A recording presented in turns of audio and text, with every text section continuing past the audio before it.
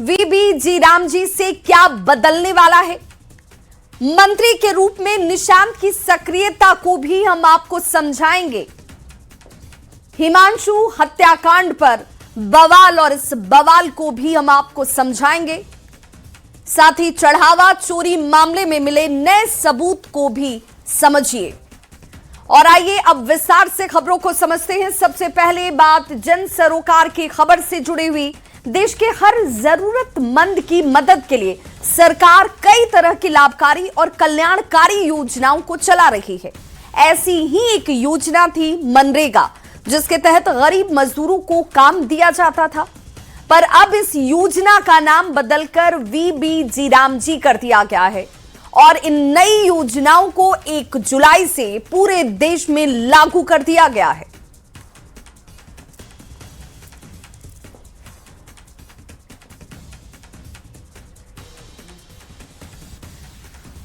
और ऐसे में खबर तो समझिए कि वीबी जी राम जी से आखिर क्या बदलने वाला है।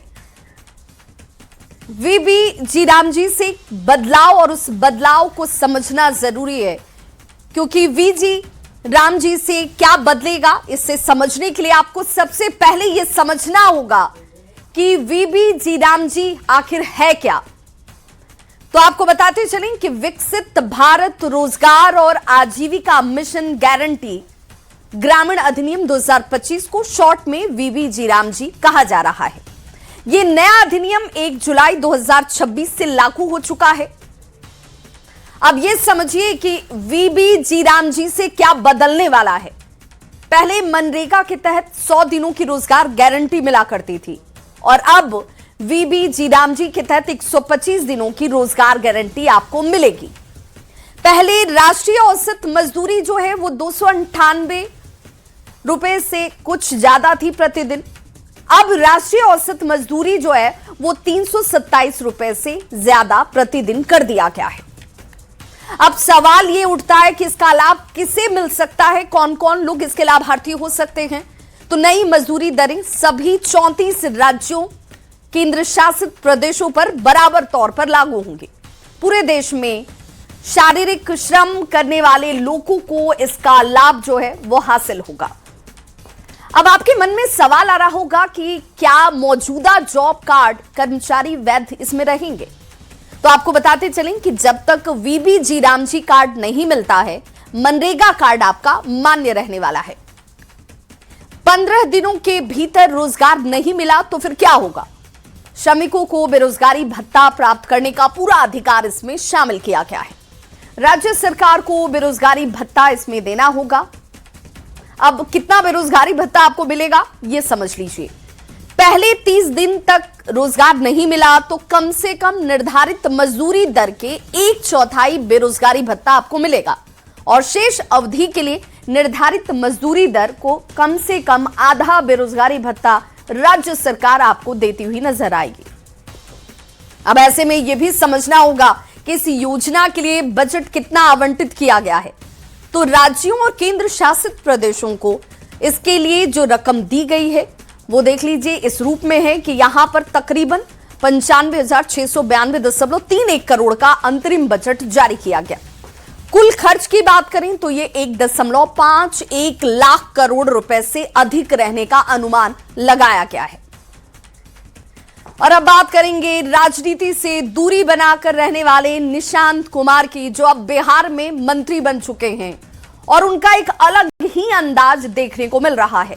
स्वास्थ्य विभाग को निशांत ने एक मिशन बना दिया है। उसमें सुधार के लिए वो लगातार न सिर्फ दावे कर रहे हैं बल्कि एक्शन मोड में भी नजर आ रहे हैं।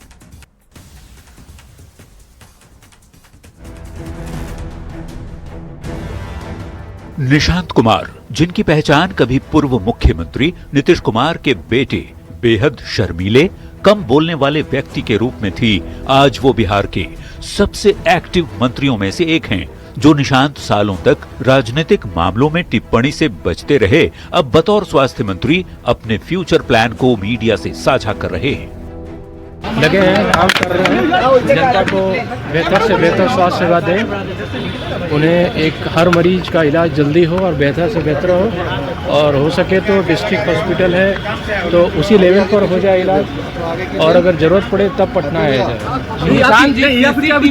लगाने के बाद जो कैमरा लगाने की बात है, जी हाँ, हमारे जितने सरकारी संस्थान हैं स्वास्थ्य, उन पे हम सीसीटीवी कैमरा लगाएंगे और सॉफ्टवेयर डेवलप करेंगे जिससे मैं अपने विभाग से ही उनको मॉनिटरिंग कर सकूं। निशांत कुमार ने बताया कि स्वास्थ्य विभाग इस तैयारी में है कि मरीजों का इलाज जिला अस्पतालों में ही हो जाए, जरूरत पड़ने पर ही उन्हें पटना रेफर करना पड़े। सभी सरकारी स्वास्थ्य संस्थानों में सीसीटीवी कैमरे लगाए जाएंगे। एक सॉफ्टवेयर भी विकसित किया जाएगा। स्वास्थ्य विभाग के कंट्रोल रूम से अस्पतालों की निगरानी होगी और निशांत खुद अस्पतालों की मॉनिटरिंग करेंगे।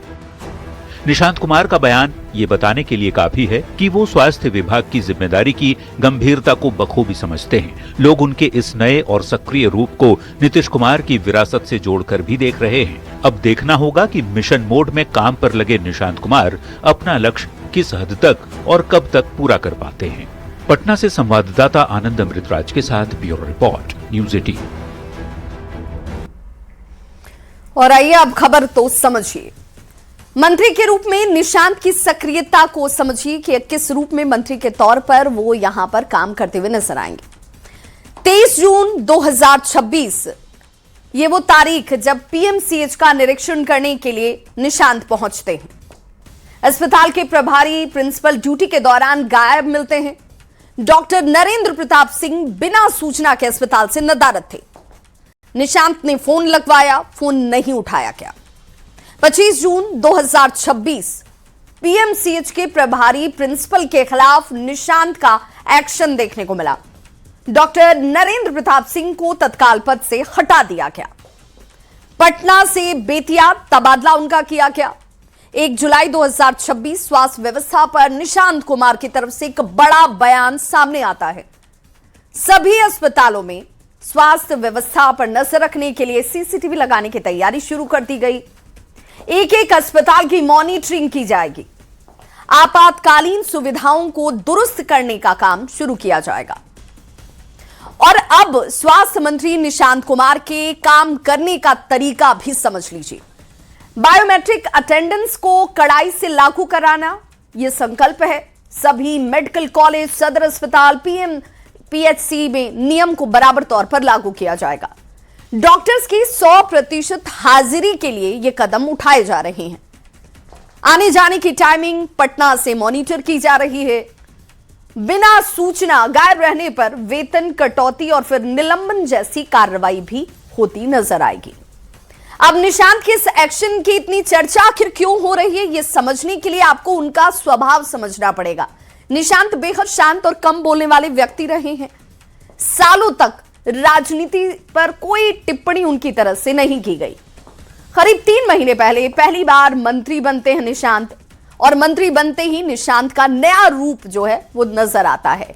एएनसी यहां पर जो तमाम चीजें सामने नजर आती, उम्मीद ये की जा रही है कि निशांत का काम यूं ही मिशन मोड पर जारी रहेगा और बिहार के लोगों को बेहतर स्वास्थ्य सुविधाएं मुहैया होती रहेंगी। अब बात करते हैं जमशेदपुर के हिमांशु हत्याकांड की। एक ऐसा मामला जिसने पूरे झारखंड को झकझोर कर रख दिया। आरोप है कि पुलिस की मौजूदगी में एक युवक की हत्या कर दी गई। घटना के बाद पूरे राज्य में आक्रोश उबाल साफ नजर आया। यह रिपोर्ट देखिए और फिर खबर तो समझिए। एक बेटा जो घर वापस नहीं लौटता, एक पत्नी जिसका सुहाग उजड़ गया, एक माँ जिसकी आंखों के आंसू थमने का नाम नहीं ले रहे, एक बहन जो कैमरे पर कह रही है कि उसे अपने ही शहर में जन्म लेने पर शर्म आती है। मुझे बहुत शर्म है कि मैं जमशेदपुर में पैदा ली। लेकिन सबसे बड़ा सवाल, अगर पुलिस की मौजूदगी में किसी की जान चली जाए तो सुरक्षा की गारंटी कौन देगा? जमशेदपुर का हिमांशु हत्याकांड जिसने पूरे झारखंड को झकझोर दिया। पुलिस की मौजूदगी में हुई हत्या के बाद राज्य भर में गुस्सा फूट पड़ा। सवाल सिर्फ एक हत्या का नहीं, सवाल उस सिस्टम का है जिस पर लोगों की सुरक्षा की जिम्मेदारी है। लगातार विरोध के बाद आखिरकार सरकार और प्रशासन ने परिजनों की मांग मान ली। हिमांशु की पत्नी को नौकरी देने का फैसला लिया गया और परिवार को आश्वासन दिया गया कि बाकी आरोपियों की जल्द गिरफ्तारी होगी। यथाशीघ्र इनको अरेस्टिंग करने का प्रयास किया जा रहा है। और दूसरा था ये जो दिवंगत की वाइफ है उनके एम्प्लॉयमेंट से संबंधित मामला था, तो जिसमें तत्काल तौर पे हम लोगों ने आउटसोर्सिंग से इनको एम्प्लॉयमेंट का एक ऑफर लेटर दे भी दिया है। सरकार ने मुआवजे का ऐलान कर दिया, नौकरी भी दे दी, अधिकारियों पर कार्रवाई भी हो गई, लेकिन सबसे बड़ा सवाल अब भी कायम है। क्या पुलिस की मौजूदगी में हुई हत्या की पूरी जवाबदेही तय होगी? क्या बाकी सभी आरोपी जल्द कानून के शिकंजे में होंगे? परिवार में मातम का माहौल है और कहीं न कहीं पुलिस पर सवाल उठाते हुए नजर आ रहे हैं। कैमरामैन प्रभाकर के साथ ओम प्रकाश, न्यूज़ 18 कराची। तो सबसे बड़ा सवाल तो यही है कि जो हत्यारे हैं हिमांशु के, वो पुलिस के गिरफ्त में कब आएंगे? मरहम यहाँ नौकरी के तौर पर लगाया जा रहा है, मुआवजे के तौर पर जरूर लगाया जा रहा है। खबर तो समझिए, हिमांशु की हत्या पर पुलिस की लापरवाही समझिए। आपको यह पूरा मामला समझना होगा। इसे लेकर बार के बाहर मामूली से विवाद में घटना को अंजाम दिया जाता है। विवाद के दौरान दो पक्षों में कहासुनी होती है। पुलिस ने दोनों युवकों को गाड़ी में उस दौरान बिठा लिया। पुलिस की गाड़ी से खींचकर दोनों पर हमला किया जाता है। चाकू से हमले में दोनों घायल हो गए। हमले के बाद दोनों को इलाज के लिए अस्पताल में भर्ती करवाया गया। हिमांशु की टीएमएच में इलाज के दौरान ही मौत हो गई।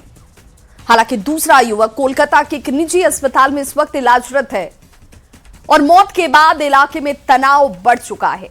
परिजनों ने मिस्टर गुरुकुल चक्कर जो है उसे जाम कर दिया और लोगों ने पुलिस पर गंभीर आरोप लगाए। पुलिस कस्टडी में हिमांशु की हत्या पर सवाल उठा और दोषियों के खिलाफ कार्रवाई की मांग सबसे मुखरता से शुरू हो गई।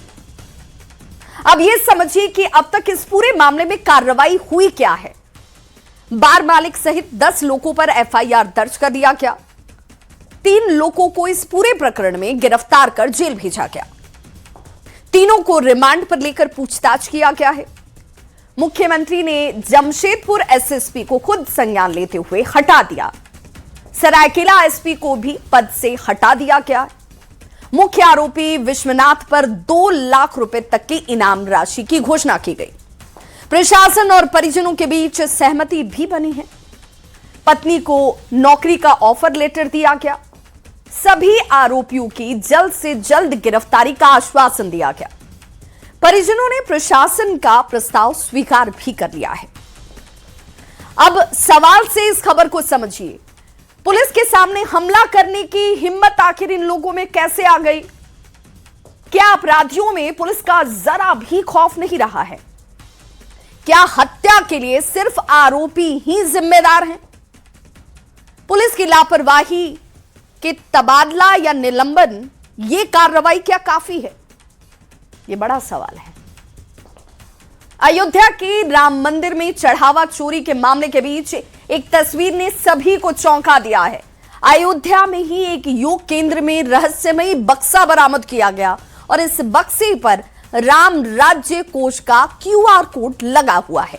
ये वही योग केंद्र है जहां आरोपी अविनाश शुक्ला अपने भाई के साथ रह रहा था और दावा यहां तक किया जा रहा है कि यहीं से ट्रस्ट ने करीब 5 लाख रुपए बरामद भी किए।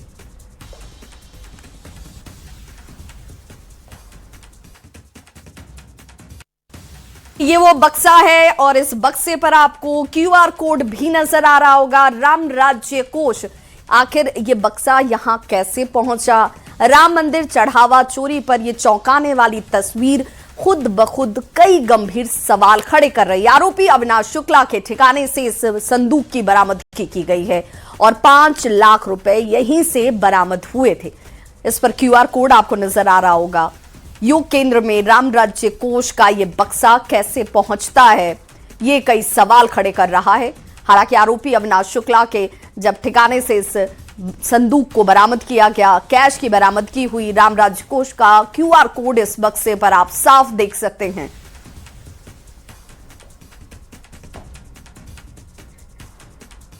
और आइए अब इस खबर को समझिए। राम मंदिर में चढ़ावा चोरी की चौंकाने वाली खबर के बाद से सबकी नजर इस खबर पर नहीं हुई। इस मामले में 8 लोगों की गिरफ्तारी और 2 लोगों के इस्तीफे के बाद एसआईटी जो है वो लगातार छापेमारी कर रही है। अब इस मामले में एक नया सबूत बरामद किया गया है। अब यह भी जान लीजिए कि इस मामले में किसके पास से कितने कैश बरामद किए गए। लवकुश मिश्रा तो 14,25,000 रुपए कैश बरामद होता है इनके पास से। अनुकल्प मिश्रा की बात करें तो इनके पास से 16,82,000 रुपए बरामद किए गए। अविनाश शुक्ला की बात करें तो 20,39,000 रुपए इनके पास से बरामद होता है। करुणेश पांडे 18,07,000 रुपए इनके पास बरामद हुए। रमाशंकर मिश्रा 7,32,000 रुपए कैश के तौर पर मिलते हैं। रमाशंकर यादव टिन्नू 1 लाख रुपए कैश मिला। रमाशंकर यादव टिन्नू जिनके पास से कैश के अलावा 11 ग्राम सोना 375 ग्राम चांदी की बरामदगी होती है। अब चढ़ावा चोरी के इस मामले में मिले नए सबूत को समझिए। राम मंदिर में चढ़ावा चोरी के आरोपी अविनाश शुक्ला के अयोध्या स्थित योग केंद्र से एक संदूक बरामद हुआ है। बरामद संदूक पर राम राज्य कोष लिखा हुआ है और इसके साथ ही इस पर पेटीएम का बारकोड भी लगा हुआ है। ऑनलाइन दान देने वालों के लिए संदूक पर यह बारकोड लगाया हुआ था। जो बक्सा बरामद हुआ उस पर ताला लगा हुआ था। आरोपी अविनाश के कमरे में 2 और बक्से रखे हुए हैं। बताया यह भी जा रहा है कि दान चोरी के 5 लाख रुपए भी यहीं से बरामद किए गए। अब आप यह समझिए कि योग केंद्र में राम मंदिर ट्रस्ट का बक्सा आखिर कैसे पहुंचा। आरोपी अविनाश योग केंद्र में अपने भाई अभिषेक शुक्ला के साथ रह रहा था। बताया यह भी जा रहा है कि अविनाश को आरोपी चंपत राय ने योग केंद्र में रखवाया था और यह भी कहा गया कि अविनाश ही इस बक्से को योग केंद्र में लेकर आया होगा। अब समझिए कि अब आगे इस पूरे मामले में होगा क्या। तो चढ़ावा चोरी के इस मामले में एसआईटी की जांच इस वक्त भी चल रही है। जांच के लिए एसआईटी को और 15 दिन का वक्त मिला हुआ है। पुलिस संदूक के महत्व और उसके इस्तेमाल की जांच में जुट गई है। जेल में बंद अविनाश शुक्ला से इस मामले में पूरी पूछताछ जो है इस वक्त चलती हुई दिखाई देती है। अविनाश के पैतृक और राज्य के अन्य ठिकानों पर भी जांच जारी है। अब एसआईटी की जांच पर सबकी निगाहें जाकर टिक गई हैं कि आगे और क्या खुलासे आने वाले वक्त में होते हैं। चलिए अब बात करते हैं आरजेडी के स्थापना दिवस की, जिसमें आरजेडी की ओर से पटना में 30वां स्थापना दिवस समारोह धूमधाम के साथ मनाया गया। इसमें लालू प्रसाद ने जहां कार्यकर्ताओं से लड़ाई के लिए तैयार रहने की अपील की, वहीं तेजस्वी यादव ने हार का गम भूलकर कार्यकर्ताओं से चुनावी मोड में आने की अपील की। I'm the kingmaker.